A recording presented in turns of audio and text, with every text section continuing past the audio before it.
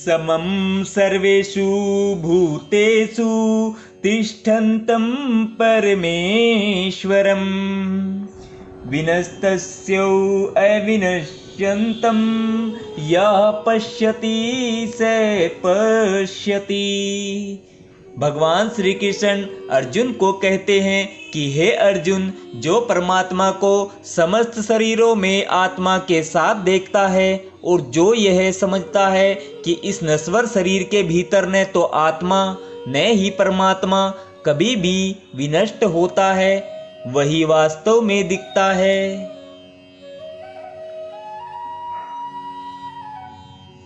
तात्पर्य जानेंगे। जो व्यक्ति सत्संगति से तीन वस्तुओं को शरीर, शरीर का स्वामी या आत्मा तथा आत्मा के मित्रों को एक साथ संयुक्त देखता है, वही सच्चा ज्ञानी है। जब तक आध्यात्मिक विषयों के वास्तविक ज्ञाता की संगति नहीं मिलती, तब तक कोई इन तीनों वस्तुओं को नहीं देख सकता।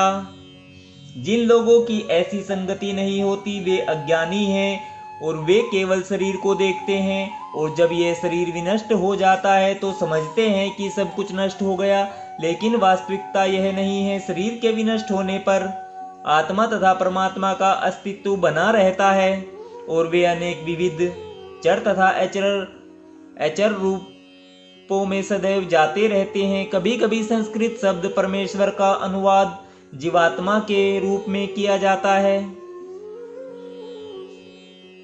क्योंकि आत्मा ही शरीर का स्वामी है और शरीर के विनाश होने पर वह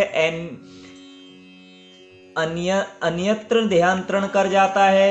इस तरह वह स्वामी है। लेकिन कुछ लोग इस परमेश्वर शब्द का अर्थ परमात्मा लेते हैं। प्रत्येक दशा में परमात्मा तथा आत्मा दोनों रह जाते हैं, वे विनष्ट नहीं होते। जो इस प्रकार देख सकता है वही वास्तव में देख सकता है कि क्या घटित हो रहा है। समं पश्यन् हि सर्वत्र संवसेति तं ईश्वरं नाहिंसति आत्मनं ततः याति परां गतिम्। अर्थात जो व्यक्ति परमात्मा को सर्वत्र तथा प्रत्येक जीव में समान रूप से वर्तमान देखता है, वह अपने मन के द्वारा अपने आप को भ्रष्ट नहीं करता। इस प्रकार वह दिव्य गंतव्य को प्राप्त करता है। तात्पर्य जानेंगे। जीव अपना भौतिक अस्तित्व स्वीकार करने के कारण अपने आध्यात्मिक अस्तित्व से पृथक स्थित हो गया है, किंतु यदि वह समझता है कि परमेश्वर अपने परमात्मा स्वरूप में सर्वत्र स्थित है, अर्थात यदि वह भगवान की उपस्थिति प्रत्येक वस्तु में देखता है, तो वह विघटनकारी मानसिकता से अपने आप को नीचे नहीं गिराता और इसलिए वह क्रमशः वैकुंठ लोक की ओर बढ़ता जाता है।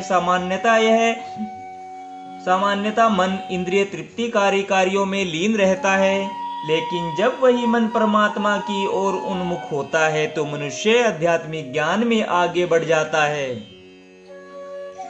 राधे राधे दोस्तों, राधे राधे। जय श्री कृष्णा भक्तजनों। आज हमने श्रीमद् भगवत गीता के अध्याय 13 के श्लोक नंबर 28 और 29 का आनंद लिया है। कल हम 30वें और 31वें श्लोक का आनंद लेंगे। राधे राधे। जय श्री कृष्ण।